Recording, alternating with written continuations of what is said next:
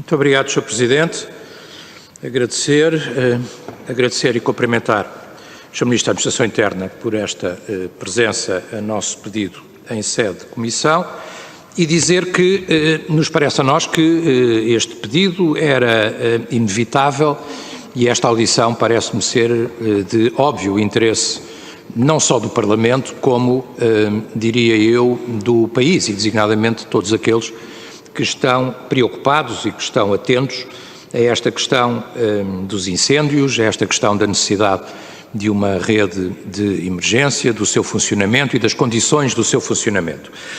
As razões da audição são muito óbvias e muito fáceis de perceber, Sr. Presidente, quer dizer, ou seja, nós temos tido uma longa história do Ciresp, eu, no tempo que disponho, não vou esgotá-la, nem vou procurar percorrê-la, porque senão não teria tempo para questões mais concretas, mas sabemos o que aconteceu nos grandes incêndios, sabemos que esta rede ficou nessa altura, em 2017, muito aquém das necessidades, sabemos desde o início do contrato que existiram sempre dúvidas sobre a própria rede e o seu modelo, designadamente se não deveria estar mais enterrada e ser menos à superfície, de como é que ela foi feita, dos riscos que corre, etc. Por aí fora sabemos isso tudo, a questão é que já depois disso foi feito algum investimento, um investimento significativo, ainda de uns milhões significativos, em instrumentos e impostos concretos, em alguns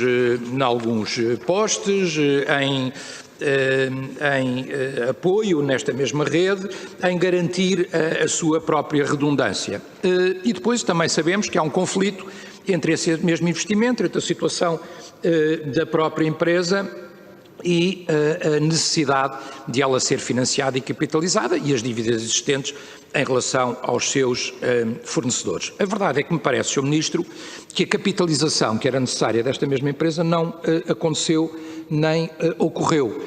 E que, por outro lado, quando o Sr. Ministro anunciou, se não estou em erro, aqui no Parlamento, que o Estado assumiria a responsabilidade e, portanto, a aquisição das participações, que acabou por ser feita em duas fases, porque numa primeira houve um exercício de direito de preferência, porque o Estado não conseguiu logo tornar-se maioritário, mas depois numa segunda fase conseguiu, que isso resolveria os problemas. A primeira questão, Sr. Ministro, é que, e até com base em nota da Direção-Geral de Finanças, o Tribunal de Contas, na auditoria que faz, levanta a dúvida sobre o próprio custo-benefício dessa mesma aquisição, que diz não estar suficientemente fundamentado, assim, penso ser esta a expressão, estou a citá-la de cor, mas levanta objetivamente essa dúvida.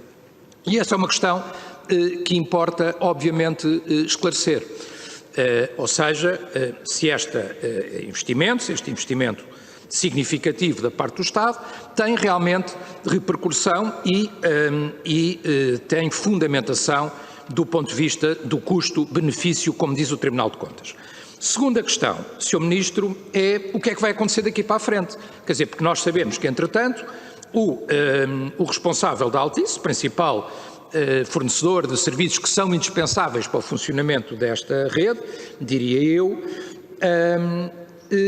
diz que o contrato termina em junho e que a partir de junho não temos nenhuma garantia. Obviamente isto é um enorme fundamento de preocupação.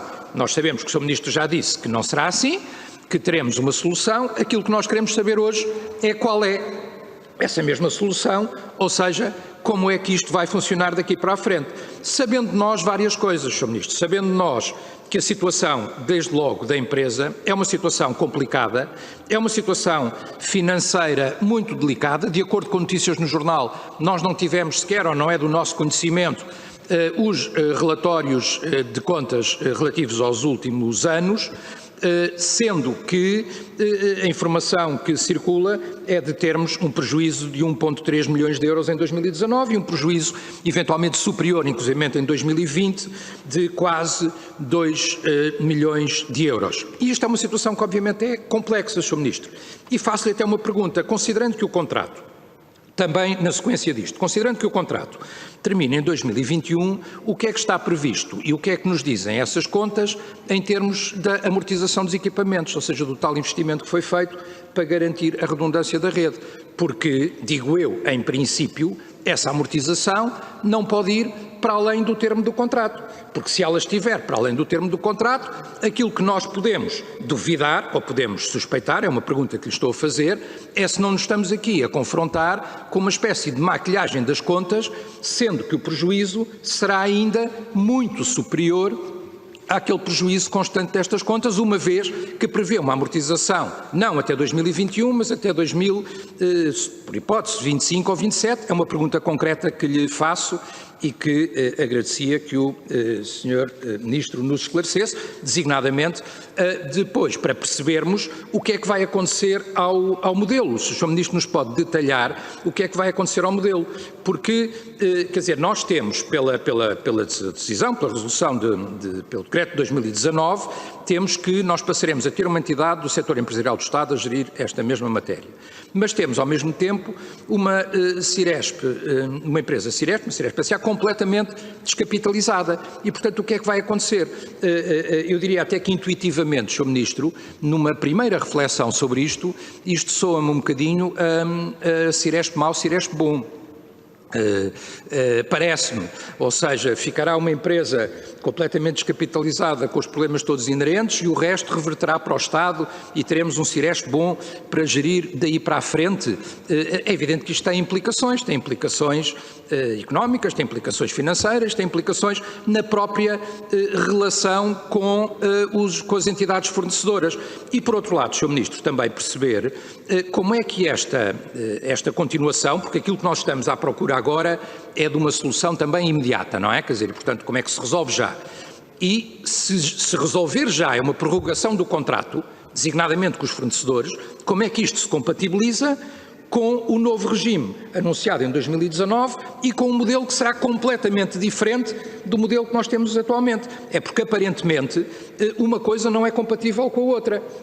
E já agora, está ou não essa negociação a ser feita e qual é o ponto dessa mesma negociação? Nós não conhecemos também quais são os resultados, presumo que o Sr. Ministro conhecerá, mas nós não conhecemos os resultados do grupo de trabalho entre o seu Ministério e o Ministério das Finanças, que terá ficado a apresentar conclusões, nós não a conhecemos, e obviamente, quer dizer, fica-nos aqui uma grande preocupação, Sr. Ministro, porque a sensação que nós temos é que o Sr. Ministro anunciou um novo modelo, nunca detalhou esse novo modelo, a situação foi-se arrastando, complicou-se ou complica-se ainda mais com as demissões que se verificaram na própria Ciresp, designadamente, enfim, houve um caso de infortúnio, de falecimento de uma das responsáveis e depois tivemos a demissão do general, que era o principal responsável e, portanto, de facto, isso complica ainda, porque temos também que saber quem serão, estou mesmo a terminar, Sr. Presidente, quem serão os responsáveis e, nessa matéria, pergunto-lhe, Sr. Ministro, se já resolveu esse problema.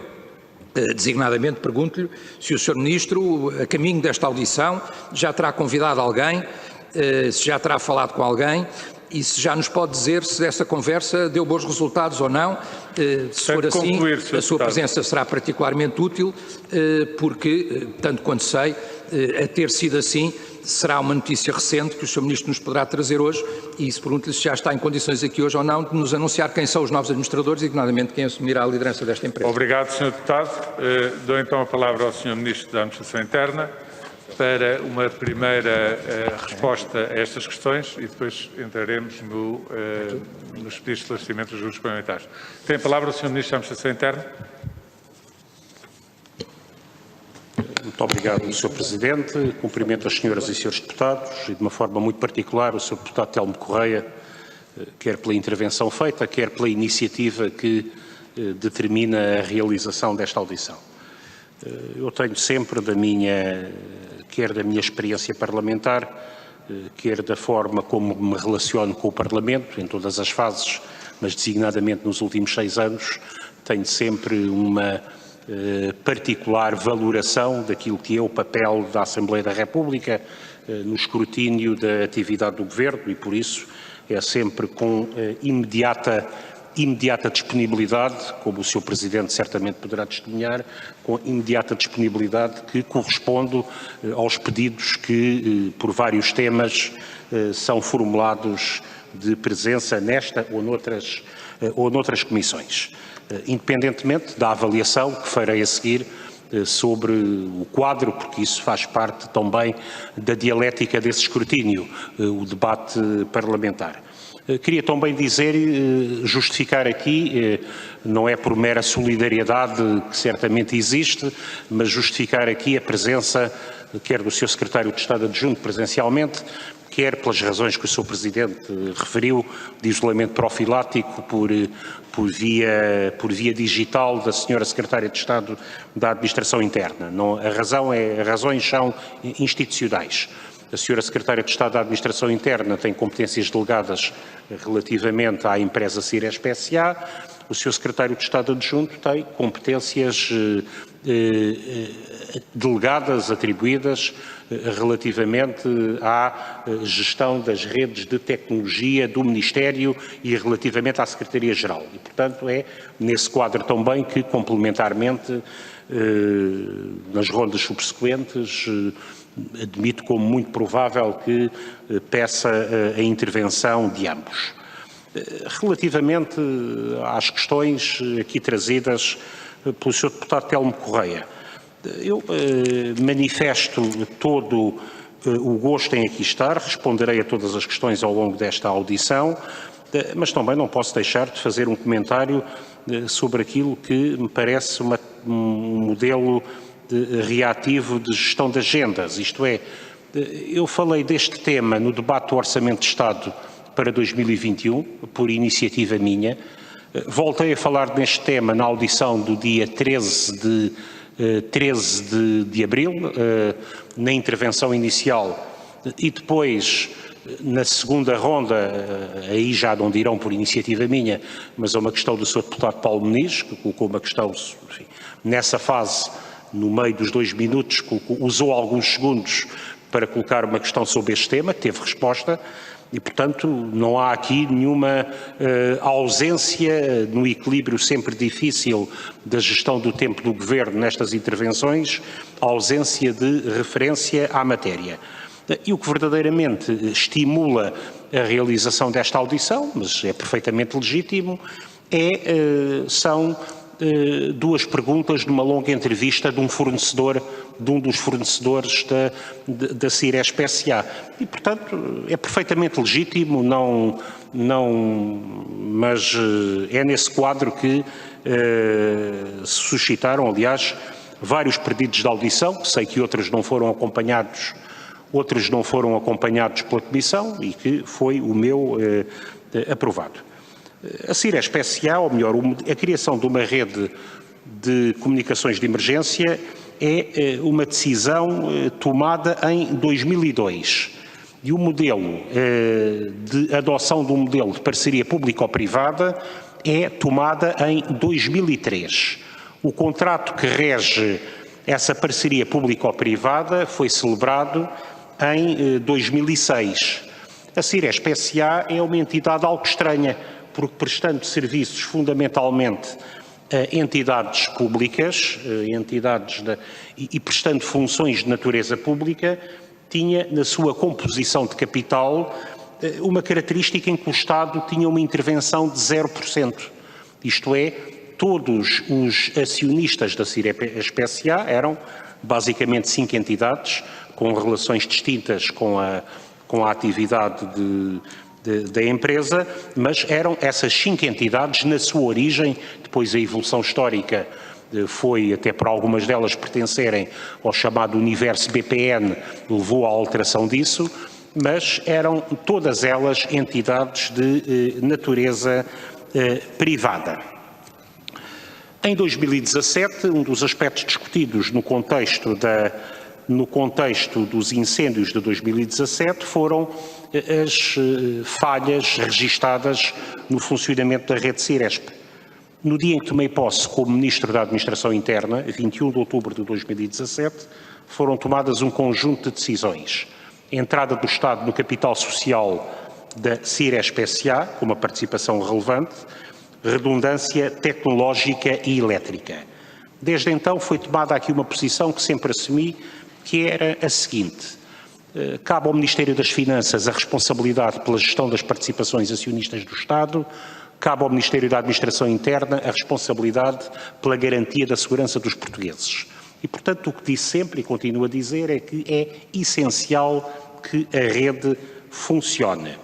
E, por isso, a rede foi significativamente reforçada e melhorada. 451 antenas satélite, 18 unidades de redundância elétrica, 4 estações móveis de apoio também a utilizar em situações de crise. Em 2019 foi aprovado o decreto-lei que determinou a aquisição integral das participações sociais privadas pelo Estado. O que se veio a confirmar nos termos desse decreto-lei, que é de junho de 2019, se veio a concretizar em dezembro de 2019. No final de dezembro de 2019 foi finalmente, para minha satisfação, nomeada a primeira administração da Ciresp S.A. de inteira responsabilidade do Estado, presidida pelo Sr. General Manuel Couto e com um responsável, um elemento indicado pelo Ministério da Administração Interna e outro pelo Ministério das Finanças, pela área financeira. Queria aqui destacar o profissionalismo e a dedicação ao serviço público do General Manuel Couto, que continua a exercê-lo e que neste momento continua, aliás, plenamente em funções até o último dia do momento em que, por razões pessoais, entendeu cessá-las.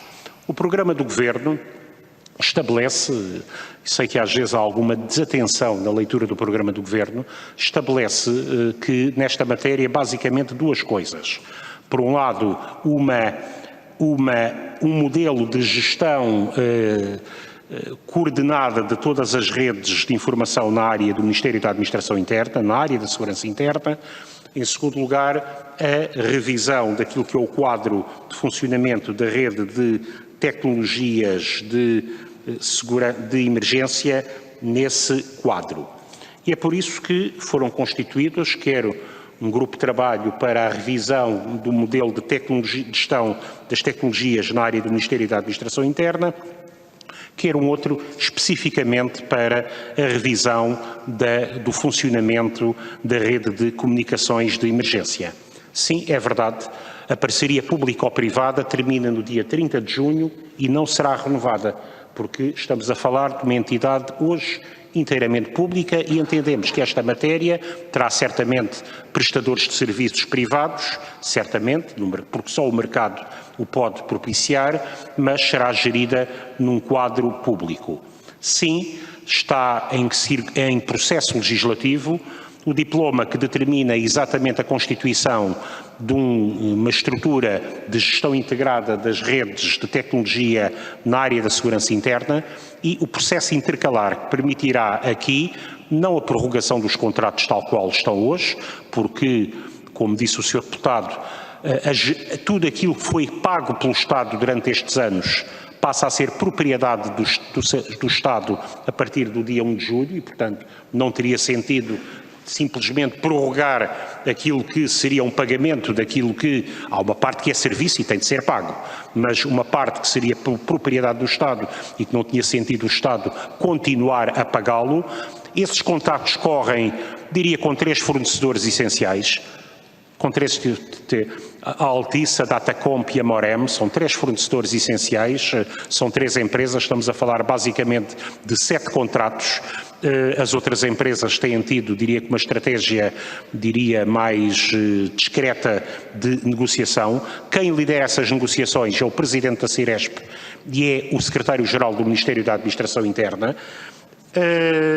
O que está em causa é uma solução de manutenção daquilo que são prestação de serviço por privados por 18 meses, permitindo aí a constituição da entidade de gestão, não só da Ciresp, mas da entidade que, não só desta rede, mas também das outras redes na área da segurança interna, designadamente a Rede Nacional de Segurança Interna e a Rede 112, permitindo a sua gestão integrada e permitindo a abertura neste novo quadro e neste quadro integrado dos concursos, uns concursos públicos internacionais, outros concursos com a natureza